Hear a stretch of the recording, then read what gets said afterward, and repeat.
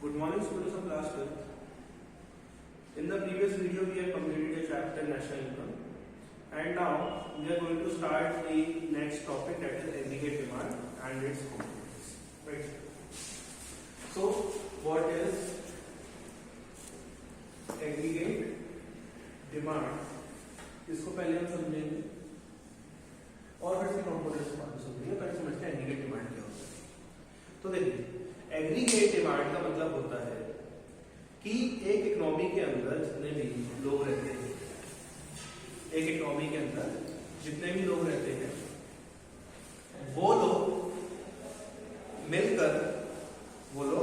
मिलकर कितनी डिमांड करते हैं, सब मिलकर जो डिमांड करते हैं उसको हम लोग क्या कहते हैं, एग्रीगेट डिमांड कहते हैं।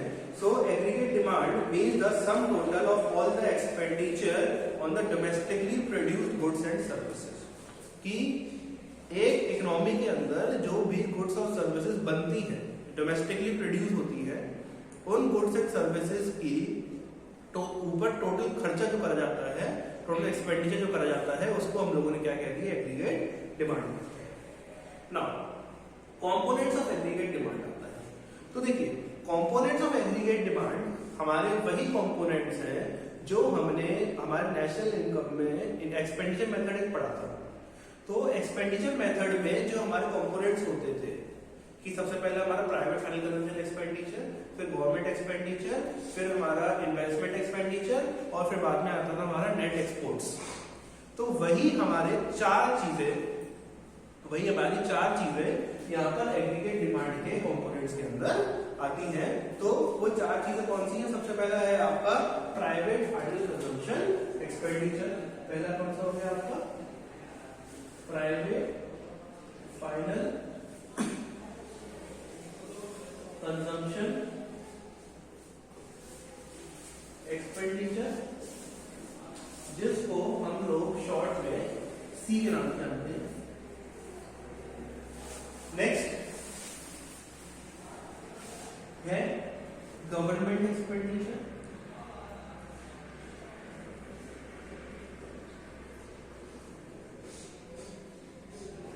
गवर्नमेंट एक्सपेंडिचर के बाद थर्ड है आपका इन्वेस्टमेंट एक्सपेंडिचर, जो कि हमारा प्रोड्यूसर करता है।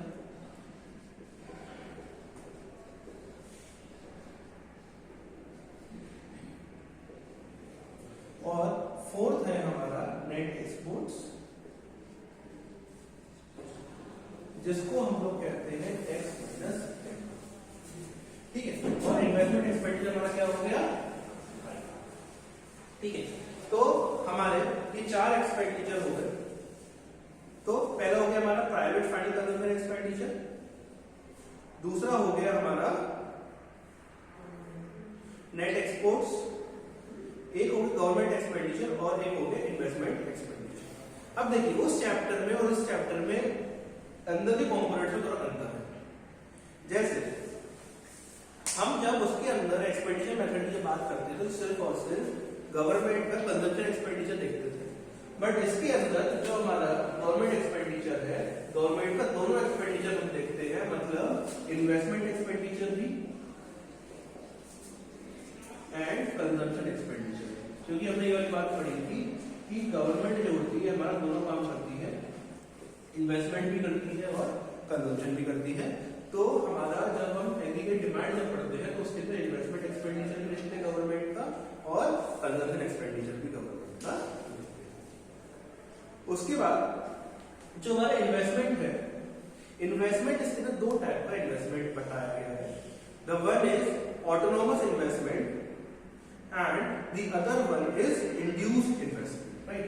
अब इन्वेस्टमेंट के भी दो टाइप होते हैं इसके अंदर, एक हो गया ऑटोनोमस और एक हो गया induced. Now what is the meaning of autonomous investment and what is the meaning of induced investment? तो देखिए, ऑटोनॉमस का मतलब ही होता है अपने आप में फ्री, अपने आप में स्वतंत्र। तो वो इन्वेस्टमेंट जो डिपेंडेंट नहीं होता है, ठीक है, जो डिपेंडेंट नहीं होता है, किसके ऊपर डिपेंडेंट नहीं होता है, वो डिपेंडेंट नहीं होता है रेट ऑफ इंटरेस्ट के ऊपर, कि हमारा मार्केट में इस समय रेट ऑफ इंटरेस्ट क्या चल रहा है, तो उसको हम लोग कहते हैं ऑटोनोमस इन्वेस्टमेंट। ठीक है, so autonomous investment is the investment which is not done by the borrowed fund and is not affected by the rate of interest, is called autonomous investment. It is just dependent on the business opportunity and business expectations, कि अगर किसी person को business करना है और उसके पास capital है and then he is investing, so that is his autonomous fund. और इंड्यूस्ड इन्वेस्टमेंट क्या होता है? इंड्यूस्ड इन्वेस्टमेंट वो होता है जब इन्वेस्टमेंट करा जाता है किसी से बोरो करके and that investment depends on the rate of interest. अगर रेट ऑफ इंटरेस्ट ज्यादा होगा तो इन्वेस्टमेंट कम होगा और रेट ऑफ इंटरेस्ट कम होगा तो इन्वेस्टमेंट ज्यादा होगा। ठीक है, सो ये हमारा इन्वेस्टमेंट हो गया। एक में नेट एक्सपोर्ट, नेट एक्सपोर्ट बताइए आपको क्या होता है? जब हम एक्सपोर्ट को इंपोर्ट से माइनस कर देते हैं तो हमारा जो चीज निकल कर आती है वो कहलाती है हमारी नेट एक्सपोर्ट्स। ठीक है, अब देखिए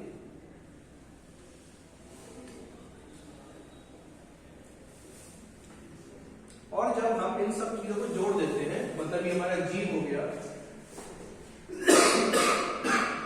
ये सी हो गई, जी हो गई, आई हो गई, एक्स माइनस एम हो गया, तो जब हम इन सबको जोड़ देते हैं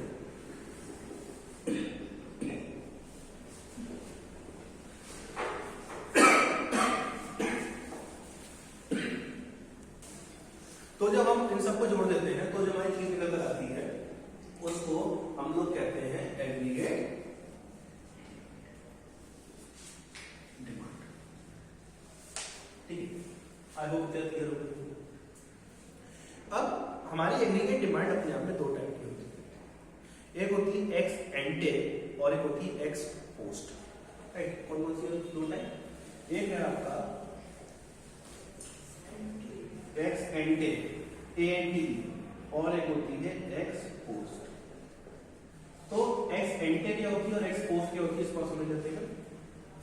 देखिए एक्स एंटे और एक्स पोस्ट में अंतर क्यों आता है इसको समझ लेते हैं, फिर इसके अंदर जाते हैं। जब हम लोग एग्रीगेट डिमांड की बात करते हैं तो हम दो तरीके से डिमांड को पढ़ते हैं, एक डिजायर को लेकर और एक एक्चुअल को लेकर।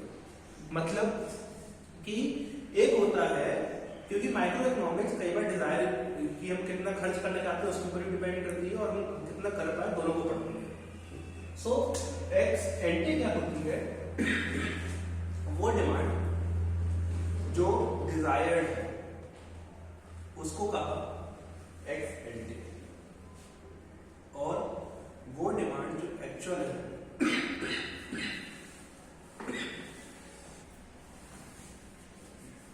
वो डिमांड जो एक्चुअल है उसको कहा गया एक्स पोस्ट। ठीक है, सो एक्स एंटे कौन सी हो गई? द डिजायर्ड डिमांड, कि एक इकोनॉमी के अंदर हम कितनी डिमांड चाहते हैं, वो हो गई एक्स एंटे। और एक्स पोस्ट क्या हो गई? एक इकोनॉमी के अंदर हम जितनी डिमांड कर रहे हैं, जो रियल डिमांड है, उसको हमने क्या कह दिया? Ex post. ठीक है, अब देखिए अब इसका आता है हमारा AD schedule, right, aggregate demand का शेड्यूल। तो एक बात समझिए, हम इकोनॉमी के अंदर जब जो है एक्स एंटे को जब हम एग्रीगेट डिमांड पढ़ते हैं तो हम गवर्नमेंट सेक्टर और हमारा जो रेस्ट ऑफ वर्ल्ड है उसको छोड़ देते हैं। तो हमारे लिए इस पॉइंट पर एडी क्या हो जाएगी? फिर एडी बराबर हो जाएगी C plus B. Aggregate demand किस बराबर हो जाएगी? Consumption plus investment expenditure. ठीक है, अब एक बात समझिए, एग्रीगेट डिमांड डायरेक्टली प्रोपोर्शनल होती है इनकम की, आदमी की जितनी ज्यादा इनकम होगी उतनी ज्यादा डिमांड करेगा और जितनी कम इनकम होगी उतनी कम डिमांड करेगा। मतलब कि अगर इनकम हाई है, इनकम को इकोनॉमिक्स में वाई से डिनोट करते हैं तो वाई से मैं भी कर रहा हूं, तो इनकम अगर हाई है तो एग्रीगेट डिमांड हाई होगी। इनकम अगर लो है तो एग्रीगेट डिमांड भी लो होगी। ठीक है, बट अगर इनकम जीरो हो जाती है, अगर इनकम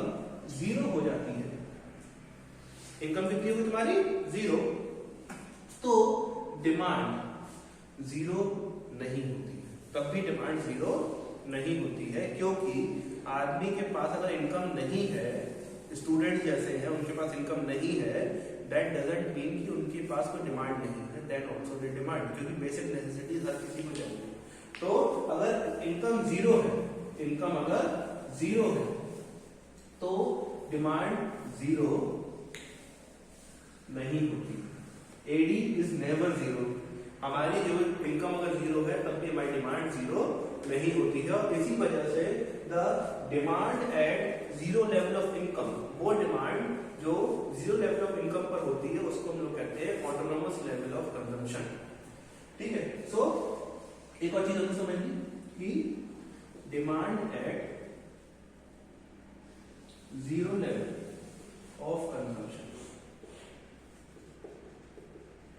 उसको हम लोगों ने क्या कह दिया, ऑटोनोमस लेवल ऑफ कंजम्पशन।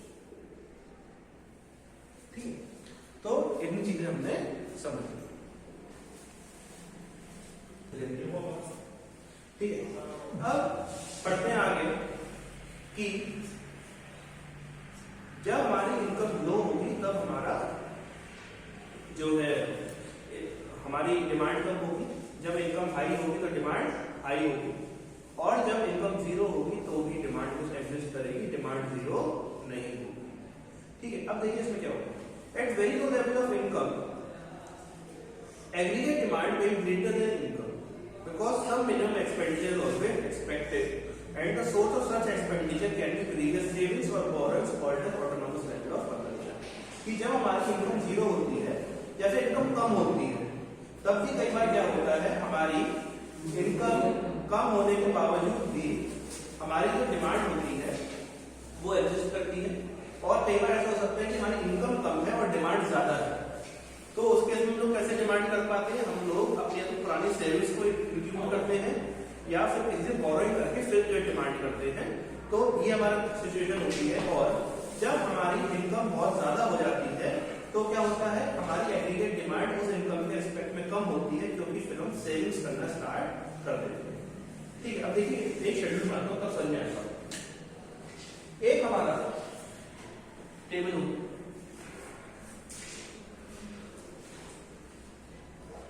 एक हो गया हमारा सीरियल नंबर इनकम जिसको 22 दिखाया, कंजम्पशन और इन्वेस्टमेंट, और C प्लस आई बना लेगा एडी, जो कि हमारा क्या हो जाएगा C प्लस। देखिए इनकम को हमको 0 से शुरू करना होगा, इनकम को 0 से शुरू करना होगा, क्योंकि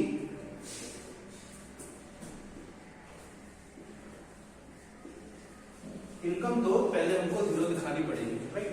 फिर क्या करेंगे, हम इनकम को हल्के हल्के बढ़ाते हैं 20-20 की गैप से, 20, 40, 60, 80, 100 और ये आपका हो गया 120।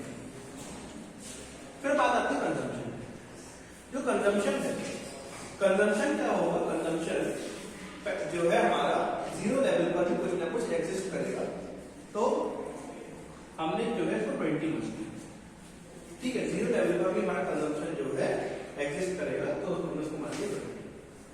अब हम लोगों ने इनकम को पढ़ाया 20 से, कंजम्पशन को हम लोग पढ़ाएंगे 5 से मान लेते पढ़ाएंगे, तो कितना हो जाएगा कंजम्पशन 20, 25, 30, 35, 40, 45 और ये 50। अब बात आती है आई की, जिसको हम लोगों ने इन्वेस्टमेंट के लिए। इन्वेस्टमेंट क्या है, अपने में कॉन्स्टेंट रहता है, तो इन्वेस्टमेंट 10 क्योंकि ऑटोनॉमस है।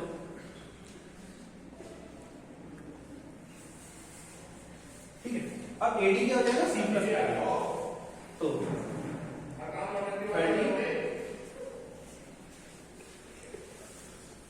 35,